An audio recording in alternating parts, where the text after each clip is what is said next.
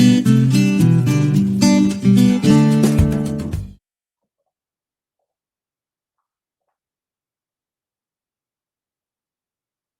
morning, everyone. Today is April 6th, 2023, and welcome to the New Possibilities Hour, part of the Will Work for Food project founded by Natalie Armstrong-Motin in the spring of 2020. Every Thursday, Jean Lawler and I are delighted to present another cutting-edge webinar for mediators, arbitrators, lawyers, and anybody who negotiates. As you know, there's no charge for these great presentations. Rather, we ask you to contribute a comfortable amount to a food bank if you like what you see. And every week, one of my favorite parts of the presentation is when we announce the running total of just how much our generous audiences have contributed in honor of our great speakers. Jean Lawler, would you please do the honors? Well, good morning, everyone.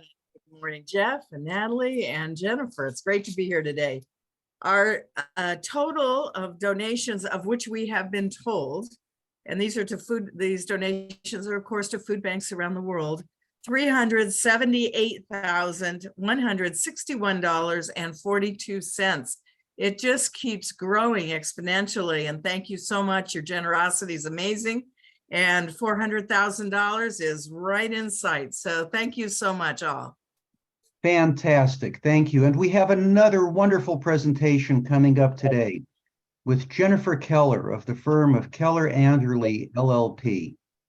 Anybody who knows Jennifer knows she is one of the most distinguished trial lawyers in the country. She has tried over 150 cases to verdict, including intellectual property cases, bad faith, breach of contract, white-collar criminal, ADA, education law, fraud, and almost anything you can imagine that would wind up in front of a jury. She represents both publicly and privately held companies, as well as high net worth individuals and celebrities. Her plaintiff verdicts and settlements total over $1 billion, and she has successfully defended bet the company cases as well. In 2022, she famously secured a defense verdict for actor Kevin Spacey in a trial in the Southern District of New York alleging molestation. Jennifer is a fellow of the American College of Trial Lawyers, was elected to the California Lawyers Association Trial Lawyer Hall of Fame. She's a Law Dragon legend. She has won 3 California Lawyer Attorney of the Year awards in 3 different years in completely different fields. She has been named 15 times to the Daily Journal's list of the top 100 lawyers in California, and she is ranked Band 1, both in Chambers USA and Chambers Global, for trials of all types, nationwide, if not worldwide. Jennifer, we understand you're going to be speaking to us about a very important topic today. Welcome back to Earth, bringing client expectations back into the zone of reality, a very important yet little discussed aspect of the ways that lawyers and mediators collaborate to the benefit of clients. Jennifer, please tell us a little bit about the food bank to which you would like people to contribute if they're able, and then we're very much looking forward to your presentation. The floor is yours. Well, thank you, Jeff, and good morning, everybody. I know that most of you have never had an unreasonable client or a client with unrealistic expectations, so I don't even know why you're here. But I've had a few, and so I thought this might be a good topic to discuss.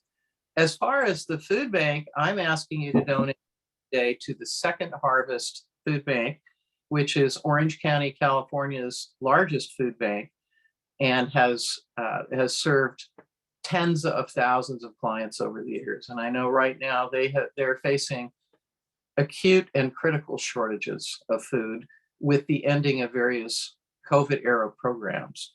So thank you all for your generosity. I and we really appreciate it. Now, I guess I'll just launch right in. Almost any party in litigation can have unreasonable or unrealistic expectations. Plaintiffs, defendants, sometimes insurance adjusters who may not be parties but hold the purse strings in many cases. Just about any kind of party or participant you can imagine can be unrealistic. And the reasons for that are many. Sometimes it's as simple as they've read about a case that they believe is similar to this, that had a huge verdict. Sometimes it's emotional. People can get emotionally embroiled in disputes. Let's say it's a dissolution of partnership dispute, which I've handled a number of. And the partners go way back together. They had personal as well as business bonds, and their feelings of anger, hurt, betrayal. Sometimes the emotions are simply greed. You can have a party who unrealistically believes that this litigation is going to get him or her out of all the financial troubles that they've ever had and set them on the path to a great life. And unfortunately, the case doesn't support that belief, but this is what they have clung on to because of their circumstances. There are just all sorts of reasons why people can be unrealistic in evaluating the case.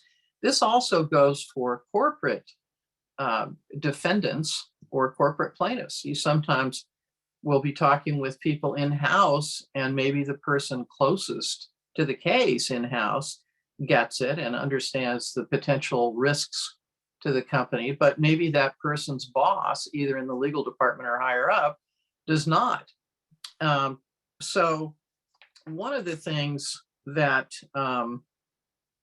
you find also is some clients believe that if they just pick the right lawyer and pay them enough money, they will win. And they don't understand that facts in the law actually do drive outcomes. So the client will tell you, I'm paying you a lot of money. I expect you to get exactly the number that I want. And that can also be a problem. So sometimes it's a non-emotional evaluation of the case, but the person's simply wrong. Their evaluation just isn't on point. They think it is. They think they're being rational about it. Maybe they don't have any skin in the game. And you'll see this with adjusters sometimes. Insurance adjusters will just come up with these lowball figures that they think should be sufficient. And they may not, they in turn may not even be driven by the facts. They may be sometimes driven by just a general skepticism of plaintiffs or a dislike of this particular plaintiff's lawyer. So lots and lots of reasons. I have sometimes referred to mediation for the emotional clients. I've sometimes referred to mediation as the first day of Festivus. For those of you who've watched Seinfeld, you know, the airing of grievances is a big part of Festivus. And mediation can be a time for that airing of grievances. So one of the things that we need to remember as lawyers is a lot of times in mediation, we really have to take off our adversarial hats, and we have to look at things from a completely different point of view. It's really hard because we're trained as litigators to be adversarial, and we want to get in there and fight and show how crappy the other side's case is and how great our case is. That may not be the best thing for your unreasonable client, to have fuel thrown on the flames. So that client may need to be hearing a much more balanced view of the case than you can provide. And maybe you're having trouble presenting the facts, the black and white of it to the client, because you don't want to impair your relationship with the client. You don't want the client to say, well, you don't have any faith in my case, faith in me. So these are all reasons that a mediator can help you. So how do you get to mediation? Well, it can either be court ordered or it can be voluntary. When the court tells me that I have to go to mediation, if I really think the case has a shot at settling, then I usually want to select the mediator. I don't want to go to, particularly in federal court, where you're offered a magistrate judge, and they can be great, but they have huge caseloads, and they want to cut to the chase. They want to see if they can get it settled quickly, and if they can, a lot of times that's the end of the story. Sometimes the state courts, depending on your county, will have dedicated settlement judges, and they block out more time. But generally, I want to pick the mediator. And this is the first, this is the first thing that you do in achieving that objective, is the objective to get your client who's unrealistic or unreasonable to see the light, is you want to see if you can get the other side to agree to let you pick a mediator your client is comfortable with. Now, I find that often, again, the selection of the mediator becomes combative and adversarial, and each side feels they have to win by getting the person they want. It can be pretty helpful to call your opponent and say, look, I think maybe this case can settle at mediation, but my client's gonna be difficult, and it's gonna be very hard to get to anything remotely resembling a number that you want. And I think the best possible approach for you is to let us pick a mediator my client's comfortable with. And particularly if it's, say, an insurance adjuster who's going to be the decision maker who will present the obstacle. Picking a mediator they're comfortable with is very helpful. Somebody that they feel they have a relationship with, that they feel has been, quote, on their side, unquote, in the past, who they trust, whose judgment they think is good. That can be really important. But I find that less experienced lawyers who, or sometimes they're experienced, they're just not very good lawyers, they don't get it. And so they are very hostile about that. I like to spend some time talking with them about the benefits of that. The mediator isn't going to be making, it's not like arbitration. They're not going to be making a binding decision. The goal is to get a settlement. If your goal is to get a settlement, and my client's the one who's got the money to offer, or I have a decision maker on our side who you need in your, you need to come around, then you really have to pick a mediator they trust. And if you don't, you're going to have to work twice as hard and maybe not get there. So for me, I'm always willing to listen to that from the other side. If the other side says, if we can just pick Judge, Jane Doe, who my client thinks is the greatest thing since sliced bread, that'll be really, really helpful. I'm for it.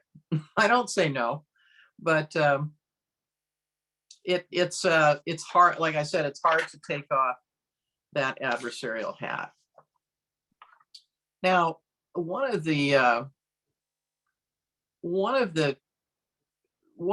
issues that always comes up and that you have to deal with is the ethics of, on the one hand, an unreasonable or unrealistic client's expectations driving how you approach mediation. Because you want, within the bounds of ethics, you're supposed to do whatever you can to achieve your client's objectives, but your client's objectives may be contradictory or unachievable. And I'll give you an example.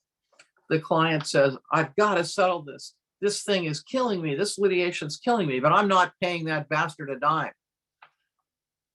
Okay, those are two contradictory statements. Do you, another one, I want them to feel the pain, Jennifer. That SOB has really betrayed me. I want him to feel the pain, but I don't want to pay a lot of attorney's fees. Okay, I want you to file every motion, but I can't afford to run up the bills. There's another, not that you should ever file motions for harassment purposes, but somebody wants something thoroughly litigated and every stone turned over, but doesn't want to pay much in the way of fees. Those are contradictory.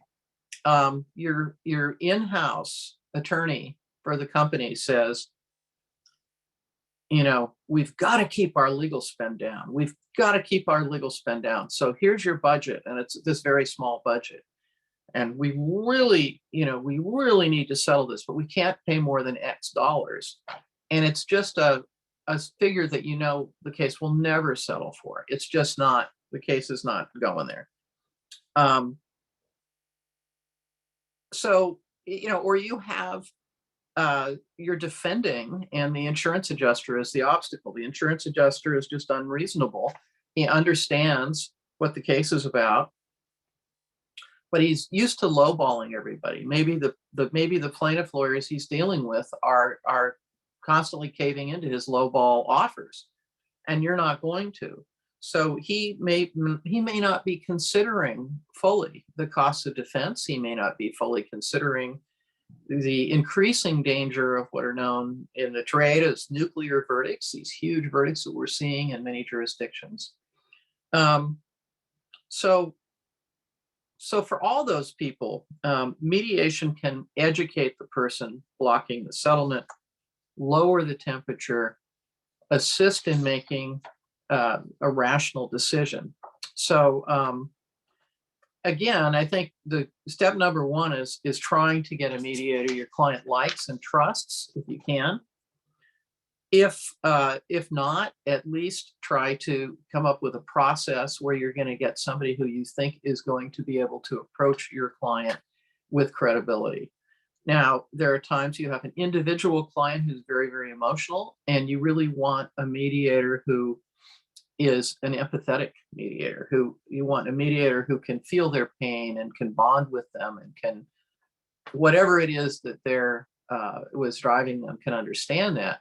There are other times where the unreasonable client is a dollars and cents person all the way. Empathy isn't here as a major benefit to that client. That client is only going to go for a mediator that they have a lot of respect for, because that mediator's got a lofty judicial title and perhaps has done complex litigation. So again, if you can't pick the one you want, at least try to get a mediator who's going to appeal to your client's specific mindset. The next thing that you really have to do is talk with the mediator beforehand. And often talk with the mediator beforehand more than once. You need to explain your client's mindset, and you need to be frank. If your client is just having explosions of temper behind the scenes with you about this case and how flipped out they are, and they want to destroy this person, rip his guts out, sow the fields with salt. You need to tell the mediator that. You need to tell the mediator, look, I think my client's being unreasonable, but it's being driven by emotion. Or I think the adjuster is being unreasonable and it's driven by inexperience. This adjuster just hasn't handled these kinds of huge cases and is not in a position to evaluate them. You need to let the mediator know about the client's business needs. You may have a client who thinks that litigation is one thing when it's another, who doesn't realize that his business is going to really be disrupted. Various people in the company are going to be deposed. He's going to be deposed. There's going to have to be many days spent preparing the witnesses for deposition. They're going to be having to turn their company upside down, looking for documents, emails, text messages. Your client may not realize that your client's own text messages and instant messages and all sorts of nasty emails are going to end up being revealed in discovery, and that it's going to be potentially embarrassing. It's going to be there are some things maybe out there that are potential time bombs in the case. So the client's image of what litigation is going to be different than the reality. The mediator can explain that. The mediator can, after bonding with the client, can talk about the things that are the road ahead. There may be too, I've had situations where I've represented high net worth individuals, and one party, usually the husband, will say, I don't care how rough it is. I don't care how tough it is. And I don't care how much money we spend. I'm not paying a dime and I'm going to get this guy, or I'm going to get every penny I have coming to me. But the client's wife says, I can't handle it emotionally. I can't go through this anymore. This is killing me. It's killing our marriage. It's killing our family life. He's obsessed with it. I need this to be over. And I've never done family law, but I'm sure that family law mediations are really, really fraught with emotion. But giving a mediator an advanced look at your client's mindset, what's driving in your opinion, the unreasonable expectations or the unrealistic view of litigation can really arm the mediator, because the mediator, you don't want a mediator going in blind, not knowing what they're going to find, not knowing who they're dealing with, not knowing what's driving that person. And you can do that. You can do all this within the bounds of ethics. I always tell my clients that I'm going to be talking to the mediator myself without anybody else on the line, because I've just found historically that that's the best for getting our mediation on track. And I'm going to explain your point of view. And I tell them I'm going to talk to the mediator. It's funny, I've talked with lawyers who actually think that somehow it's unethical to talk to a mediator ex parte. And I've had to explain that, mediation is not, this person is not a judicial decision maker who has binding authority to make rulings.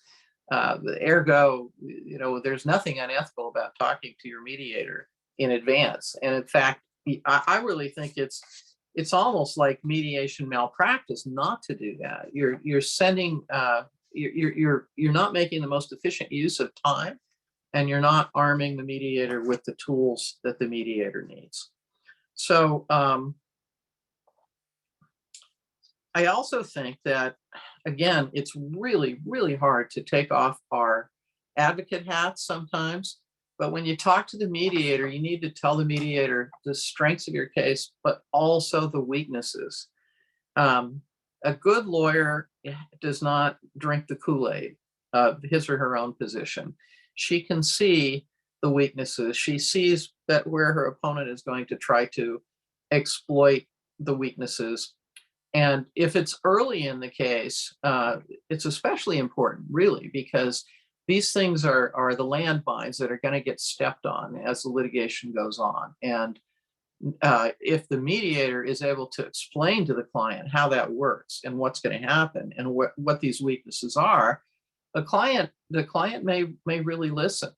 Particularly, if you've got smoking gun emails that you're going to have to turn over, you haven't turned them over yet. You tell the mediator, look, I want you to see this smoking gun email. We haven't produced it yet. I don't want you to tell the other side about it yet, but I want you to talk with my client about the significance of this. What's going to happen to the case when this comes out? And,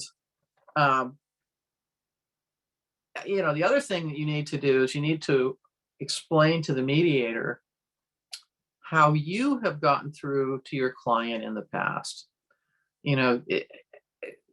This client is a tough nut to crack, but I've gotten him to agree with me to do X, Y, and Z in the litigation, which he opposed at the beginning vociferously because he thought he knew better than I.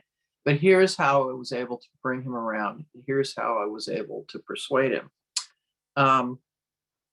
The other thing you have to do is, in addition to preparing the mediator, you really have to prepare your client. Even if your client is going to argue with you at every turn, you need to lay out the weaknesses of the client's case for the client. And maybe it's, say, proving damages. A lot of times nobody's really disagreeing too much on what happened, but damages. The client thinks that, and whether it's a personal injury case and the client brings up the Taco Bell coffee spill, and look at the millions that person got, I deserve at least that much. Or whether it's a corporate infringement case and they're looking at some patent infringement that has nothing to do with their matter, but this company got $500 million for this patent infringement. That you have to prepare your client by telling them, no, your case is different. Here's why you're not going to get that. Here's why I think the damages here's where I think the damages are. By doing that with your client in advance, even if it's painful, the client's now been prepped so that when the mediator starts saying, I think the range of damages is maybe $1 million to $3 million, not the 100 million to 300 million you think it is. The client will have heard it before. It's not going to come out of the blue. The other thing that I think can be very helpful is you want to search databases for verdicts and settlements similar to those in your case, and share that database with the mediator. This is something that we like to do at my firm. Is you come up with all the cases that could have similarities to yours, come up with a range. Now you have something in black and white to show the client, and give that to the mediator in advance. The other thing I think is crucial is that you have to insist that whoever the unreasonable decision maker is must attend the mediation in person.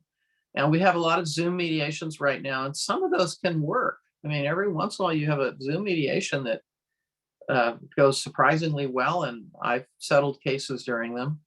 But those are usually cases where you don't have the wildly unrealistic client or decision maker. I think for those cases, you really want that person there in person. And one of the things that you should also consider, and again, this is, you're taking off your adversarial hat, you're wanting to educate your client, is talking to the opponent about maybe even filming a mini opening statement. Just 5-minute opening statement about what you're going to prove in your case. That can be the litigator's version of shock and awe, because you can talk to the client about little bits and pieces here and there that are obstacles you have to overcome. But when they hear a good lawyer present in a format that will be similar to the format that's going to be in a courtroom, a compelling version of why they're going to win their case and what evidence they're going to produce, that can really have an impact. But again, you have to be willing to take off your adversarial hat, and you have to get your opponent out of the mindset of, well, I don't want to give away everything. In civil litigation these days, by the time you get to trial, there are very few secrets. I mean, you've given it away. Discovery has turned up everything. You know what the exhibits are going to be. You know what everybody's going to say. You've deposed all the key witnesses. There really aren't any surprises. So, your opponent, if your opponent wants to settle at mediation and is serious about educating your client, your opponent should be willing to do that and should be happy to do that, in my opinion. But that's not always something that the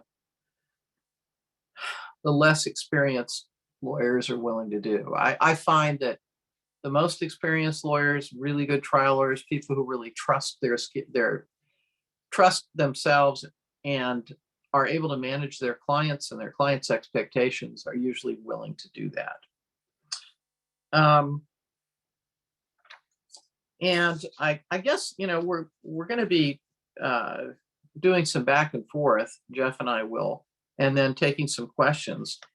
So I will just wrap up this initial part by saying that the other thing to remember is that mediation is a process. It's not necessarily just a one-shot thing.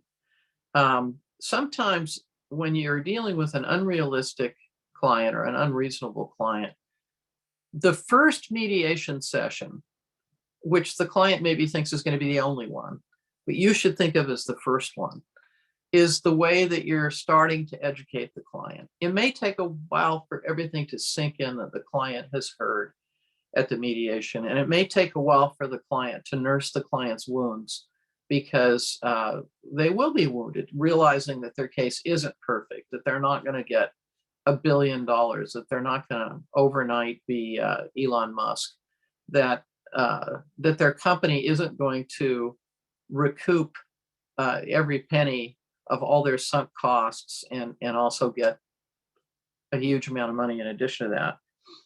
But you can go back for another session and another session. I've had cases that settled on the third, fourth, or fifth mediation session. And a good mediator will keep the door open and will tell the client that the door remains open, that I'm sorry I wasn't able to get this wrapped up for you today, but I'm not giving up. I think we can get there. I know what your goals are. I want to help you achieve them. And let's stay in touch. And then, I like to keep, if I still think there are prospects of the case settling, I like to keep the mediator in the loop. And many times mediators will call me and say, hey, how's it going? Or I hear you just won a big motion. You think there's any likelihood now that it's going to settle? Or you just lost a big motion. You think there's a likelihood now that it may settle? And we get things back on track. So it's a process. It's it's an educational process more than an adversarial process. And it can be a great tool for saving your client money, trauma, because litigation is traumatic, and time. So, Jeff? Fabulous, Jennifer. Thank you so much. A tremendous amount of extremely helpful information, both for mediators and for advocates there. I do have a few questions. Let's start with an ethical question. You talked about speaking to mediators beforehand and saying some things about your client, which might be less than fully complimentary, shall we say. At what point do you imagine the client sort of sitting on your shoulder and thinking, oh my God, my lawyer is saying what about me? Do you have, what is your sense of when a lawyer might cross the limit and no longer be the fiduciary, the advocate, the champion, the one who's 100% committed to the client's goals? Well, I think, first of all, you never want to just denigrate your client. And I've seen people do that. I mean, I've talked to other lawyers who will just call their clients' names to me, who will say, hey, listen, I'm with you. I agree with you, but my client's a moron, or my client's an asshole. And never do that. You never do that. You are that person's champion. I think what you want to do is you want to let the mediator know what's driving your client, because we all have things that drive us, and it's not because we're bad people. The client might be overwhelmed with emotion and feelings of betrayal and anger, and not be able to manage those emotions in a way that allows him to be rational. You're not saying that the client is crazy. You're saying your client, is being driven by emotion. You are not necessarily saying that this insurance adjuster who's completely out to lunch on what the case is worth is an idiot. You're just saying this person is inexperienced, or is used to prevailing on lowballing offers, or is thinking he's saving the carrier a lot of money, but he's actually going to cost the carrier a lot of money. You never attack the person. And when it comes to your client in particular, your client may be before that mediator again in the future, particularly if this is a mediator your client has come to respect. You don't want to do anything that will attack your client's character, integrity, or anything else. So you have to be careful about that. But you have to let the mediator know what's driving the unreasonable or unrealistic expectation, or they can't address it. So many times in discussing those emotional dimensions with lawyers, I get a sense that the client feels they have been treated with disrespect along the way, and that triggers a desire for revenge. And Yes. And that sometimes the answer to that is to rewind the tape, if you will, and allow the other side an opportunity to show respect and diffuse the motivation for revenge.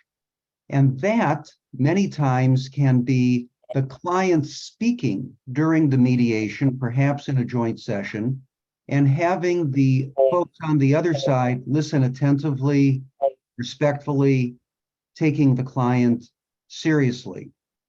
What is your view on having joint sessions in mediations? And the second part of the question, clients' direct participation and speaking roles in those meetings. Well, everything is on a case-by-case basis. There's no hard and fast rule. That's one of the things about mediation. A lot of it is, a lot of it you have to kind of fly by wire. You're assessing as you go what to do. I have seen clients sometimes, this is assuming you can put the two clients in a room together and not have them immediately commit mayhem. But I've seen sometimes it can be very helpful if the lawyers and the mediator have conditioned each client to the other's point of view, to put them alone in a room and just let them talk without the lawyers. Sometimes I think having the lawyers there with the client, it creates a battleground mentality. And I've seen cases settle principal to principal at mediation once the lawyers withdrew and we went to the client pantry and noshed a little and had a cup of coffee. And but again, it's all about preparation. You have to prepare the client. The mediator has to prepare the client. The mediator has to understand what's driving each side. And a lot of times the mediator, I think, can step in with practical concerns, can say, look, I understand how you feel. What you've gone through has been really terrible for you. I get it. But do you want to prolong the agony? Or do you want to see if we can't stop this now? And let me talk to so-and-so about this. And sometimes the mediator can come back and say, he feels just as terrible about this as you do, which may be the first time the client's heard that. Maybe the other lawyer has never shared that with you. And maybe putting them both in a room can result in them working things out. I have seen it. We did that in a case last year. It was a huge legal malpractice case that we had. And we ended up putting my client, who was the CEO of his company, in the room with the general counsel of the law firm. And there had been, the law firm was concerned about an existential threat to its viability. And the client had seen, both through mock trial and at the mediation, the benefits of resolving it. And the two of them worked it out. Now, you've also talked about the anguish and agony of being involved in litigation as something people should take into account when considering their settlement positions. It's a difficult thing to quantify. How do you help your clients quantify the impact of the disruption and the mental wear and tear of being in litigation? Well, again, it depends on the client. If it's a personal matter, we're in the middle of we have had so many huge family disputes, where you've got 4 or 5 siblings fighting over 250, 350, $1 billion, a lot of money. And for them, it's really about ripping the family apart. And, in one of those cases, we were able to settle it by talking about the impact on the mother. The mother was being torn to shreds. She was being pulled apart by all the different family factions, and it was destroying her. And she was old and ailing. And we weren't able to get through to the siblings about the impact on them and their spouses and their families, but we were able to show that it was literally killing their mother. And so, that's one way to look at it. But then if you're dealing with business people, maybe you have somebody who owns a privately held company and it's a good sized company. I think sometimes just going through your litigation budget with that person. Here's our litigation budget. Here's what's going to happen. Here are all your key employees. I'm going to need 2 or 3 days of preparation for this person, and then a whole day of deposition, maybe more. And then it's just going to keep on going, and here are all the documents you're going to have to produce. And here, when you go through your litigation budget and you go through the disruption to the business, sometimes the mediator's best pitch to the client is just, wouldn't you rather get back to making widgets? I mean, isn't that what you really do? Do you want your business to be all about litigation? Or do you want to get back to doing what you do best? So it really, I mean, I hate to keep saying it depends, but it really depends. Is it a party, a corporate party, an individual? And who's the logjam? Who's the decision maker? Who's the logjam? In representing corporate clients, I often find that the in-house lawyer that we work with day to day as a teammate is absolutely understands and is very reasonable and gets it. But maybe the higher ups, who are the decision makers, don't get it. Or maybe they have a different objective. And so, they need a win, but the in-house person knows it's not likely to be a win. but the person above them in the C-suite just isn't willing to spend the time to learn the case. So if that person is present at the mediation, the decision maker, the logjam, that person has to sit there and listen to the facts of the case and the details, and can then caucus maybe with the in-house lawyer and say, is that your understanding? Yep, that's absolutely right. And so the mediator is enlisted, again, to educate. It really depends. I can't even imagine family law mediations. They must be very difficult, because I see partnership dissolutions, which are often like marriages. You'll have people who've been partners for 25 years and have built a business together, and they're often family members, or best friends, best man at each other's weddings, godfather to each other's children. And now, for some reason, the partnership is blowing up, and it really is. It's like a marriage breaking up. I mean, it's often extraordinarily traumatic. And every once in a while, I'll sit there and think, oh my God, just imagine what family law mediation must be like. Oh, that must be really hard. What are the most difficult for you in terms of bringing the temperature down? It's oftentimes a matter of timing, Jennifer. You have to get people at that moment when they are fed up enough with the litigation, the denial, anger, acceptance spectrum, the steps of grieving through which people must go. And when people have lost a business opportunity, or in personal injury cases, God forbid, an eye or a limb or a life, a family member's life, there's denial, there's anger, and then there's acceptance. And there are many times, and the lawyers get a sense when their clients are ready to go from anger into acceptance, and they need the mediator's help. They need somebody's help to get the client to turn that emotional corner. And there are visceral moments in mediation. You can just tell that something has changed from a fresh wound to ancient history. And it can happen just like that. And many times it's the client wants to be listened to, wants to be heard, sometimes by the mediator, sometimes by the folks on the other side of the table, sometimes by a member of their own family, whatever. And the difficult situations are the ones when people are not really, they're still deeply embroiled in the anger stage.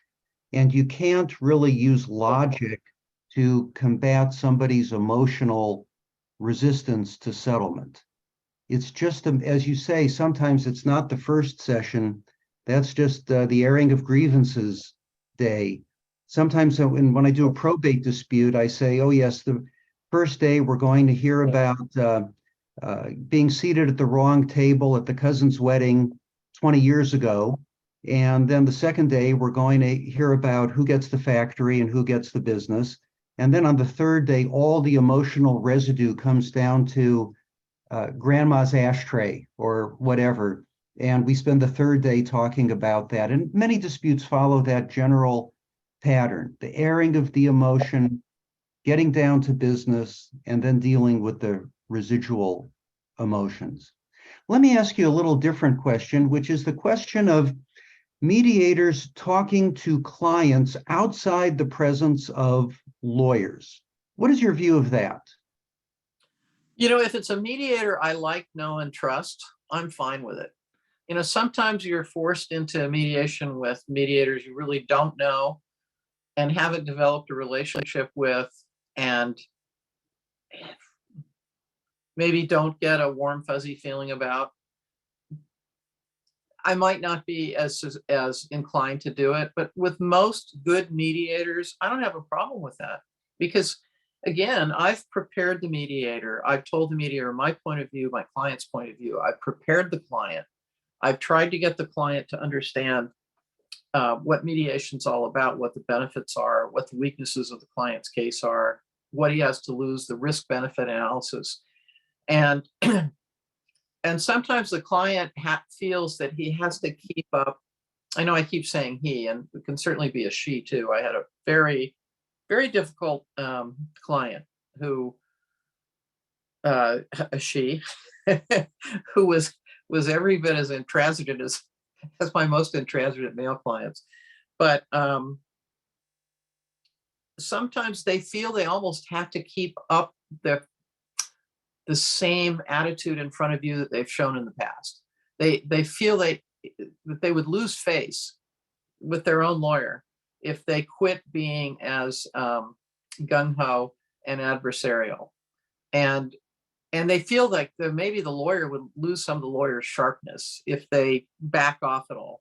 Whereas with the mediator, they can let down their hair a little bit. They don't have an existing relationship. They don't have an existing series of stands that they've taken that they feel they have to maintain. So I think psychologically, the mediator can step in and have a much more of a clean slate. I see it with some clients, especially corporate clients. They're used to running the show. They're used to my word goes. Here's what I say. There won't be any change. There won't be any deviation. And they have trouble backing off positions with their lawyer. And they may not have that problem with a mediator. And you mentioned mediators with whom you may not be familiar. If a mediator is proposed to you, perhaps in a different part of the country, or perhaps it's a subject matter area that may be relatively new to you, you handle cases in so many different subject areas, what are some of the acid test questions, the due diligence questions that you might ask that mediator? What other due diligence do you do to see whether a new mediator might be acceptable to you? Well, I do a lot of calling around. One great resource for me is my fellows of the American College of Trial Lawyers. I find that they're very helpful in just about any jurisdiction to another member of the college. And there are a million groups like that. Whether you're a member of a BOTA, all kinds of national associations, there should be a member in the jurisdiction that you can call and ask about the mediator and find out. Sometimes you get bad news. Sometimes you find out, oh, this mediator is a good old boy who's in the plaintiff lawyer's pockets and is going to be proposing these sky-high numbers to you. And this is the person all the plaintiff lawyers want because of that. And you may not be as revelatory with that person. You may not be willing to divulge aspects of your case that are going to be harmful, because that person may take them right back to the plaintiff lawyer and spill it all out and do you some damage. So you just have to do a lot of asking around, I think. As far as the acid tests for the mediators themselves, I put more stock in what my compatriots say in that jurisdiction, who've got a lot of experience with the mediator. Are you in the habit of talking to mediators directly before deciding whether to hire them or not? Well, it's not,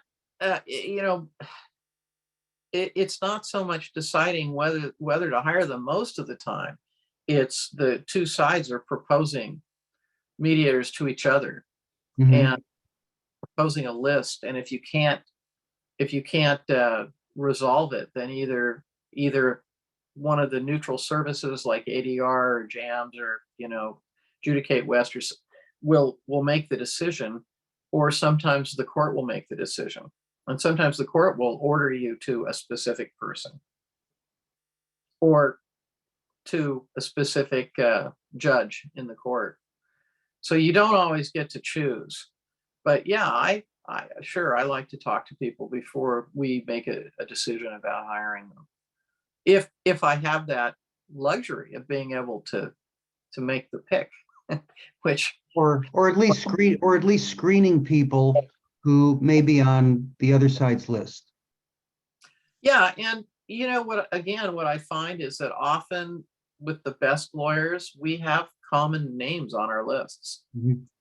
It tends to be the lawyers who are less experienced or sort of generally not very civil to one another, or um, are just needlessly adversarial all the time about everything, that we never come up with common names. But I find the better the lawyers, the easier it is. Sometimes our lists are overlapping. And now my last question, and we'll leave a little time for questions from the audience. Let's talk about the very end of the mediation, the closing techniques. When you need a mediator's help to get that client to pay a little more or take a little less, any general guidance for mediators on what's helpful, what's not, what works, what doesn't at 11:59? Well, I think a lot of the time, when the mediator says, well, it looks like we can't maybe wrap this up today, but one more session like this and we might be able to get there, is all it takes for the client to say, wait a minute. It's like traffic school. No, 8 hours is enough. No, we'll get there. Um, Again, it's so situational. It really is. And a good mediator has a sixth sense about whether somebody is almost there and is just about ready to do it. And it depends on how far apart you are. If when you say you're almost there, just a little bit more, a little bit's relative. Fair enough. We have a few minutes left. If others have questions, please post them in the chat. Jean, perhaps you've been monitoring the chat, or if anyone would simply like to unmute themselves and ask a question out loud, that would be fine too. We don't have any questions in the chat. It's just so fascinating. I'm sure nobody's had time to write out a question, paying attention to what you're saying. So we do have time, though. We've got a few minutes. This is a wonderful opportunity. Anybody want to raise their hand? Hi, everyone. Would it be all right if I asked a question? Sure. I am a mediator. I've been a mediator for going on 16 years. But my expertise is not the law. My expertise is communication and the origins of conflict, prevention and resolution. And so one of the things that I've been doing, and I don't know if it's something, I'm curious about what your thoughts are, hiring a mediator or someone who has mediation expertise to help you prepare your client for the process. Because asking an attorney who has a certain background to also have the ability to work with someone, as you described in the title of the Zoom today, someone who's unreasonable and very intractable and very difficult. What would your thoughts be about hiring a mediator to help you prepare your client for mediation, who is not the mediator who will actually be at the session? Well, my first thought is that a client isn't going to want to pay for that. A lot of times the unreasonable or unrealistic client doesn't want to go to mediation to begin with, because they're still in full battle mode.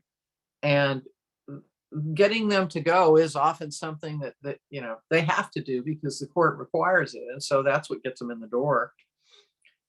But I think hiring somebody a mediator to prepare them for mediation would be a really hard sell for most clients. Okay, thank you. Kristen Sloan Maccini, please unmute yourself.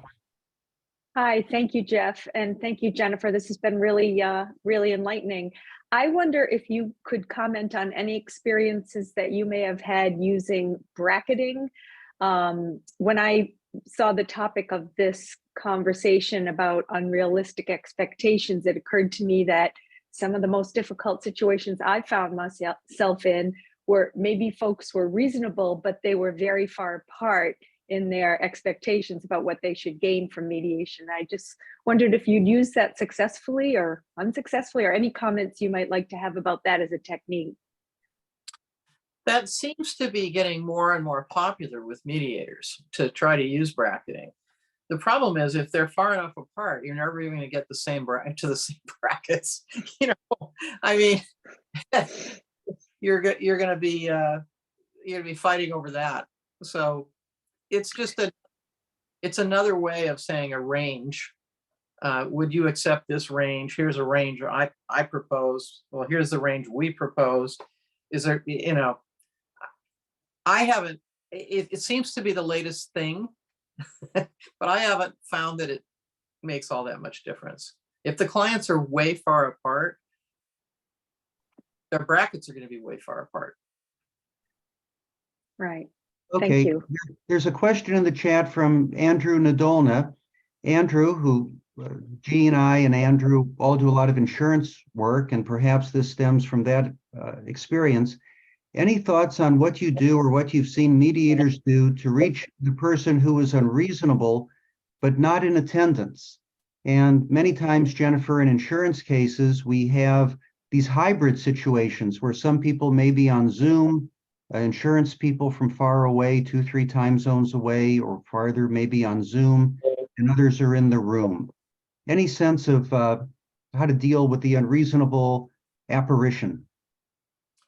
I think it depends on the value of the case. If it's a lower dollar case, then you're not going to want people traveling from New York to California to be personally present. But you can do the same sorts of things with them, preparing them for the mediation, and then the mediator can maybe have a one-on-one with them in a breakout room, and that's about the only thing I can think of. In a really high dollar case, it's a lot easier to get the decision makers to come. If it's really a case that's worth it in the tens of millions or more, they're more likely to show up. Yes. So, okay, Scott Buell, last question to you. Thanks very much. And first, thanks for an excellent presentation today. One thing that I experience frequently is getting confidential briefs from the attorneys involved, or sometimes a confidential letter on the side. Can you discuss any techniques you might use to convince the attorneys that it's really helpful to share these things with the other side in order to get that other side to see their point of view and maybe be a mind of settling better? Jeff, I think that's a question for you. Thank you, Jennifer, and it is a good question. I often find, Scott, I'm urging people to exchange confidential briefs. I read a brief that's marked confidential, and you look at it and you say, what the heck in here is a secret? There's nothing in here that's real. It doesn't seem to me to be a secret. What's up? And people say, well, that's just how we do things. And I may say, well, all right, you can keep it confidential, but then we're going to start the mediation with either you or me basically reading this out loud to the other side. If you want to get credit for your good arguments, the other side has to be made aware of them somehow. And some lawyers relent and agree and will do it, and others won't. And it just means we have to spend a little more time at the beginning of the mediation day making sure that everybody has the most and best information possible on the basis of which to make decisions. And that's what we're up to most of the time in mediation. Jennifer, You know- last comment.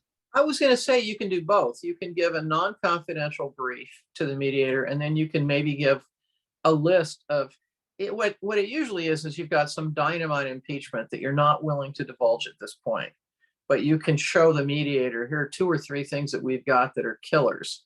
And the mediator can then say to the other side, look, I'm not at liberty to divulge them, but I've seen them and they're killers. And you really have more risk here than you think you do. But you can, the bulk of the mediation brief can be non-confidential. Okay, we are at the top of the hour. This has been a tremendous presentation. Jennifer, thank you so much for sharing so much, so candidly, in such detail, tremendously helpful both to mediators and to advocates. If people are in a position to do so, please contribute to the Second Harvest Food Bank of Orange County. Natalie has been kind enough to post the website, the link in the chat. We appreciate any contributions. And if you would please let Natalie or Jean or me know about your contribution, we'll be honored to add it to our running total. Jennifer, thank you so much. Natalie, Jean, everybody who was here, thank you so much. And with that, we are complete. Thank you. It's been a lot of fun. Thank you, Bye-bye. Jennifer. It's great. Tremendous, tremendous. Thank you. Bye-bye.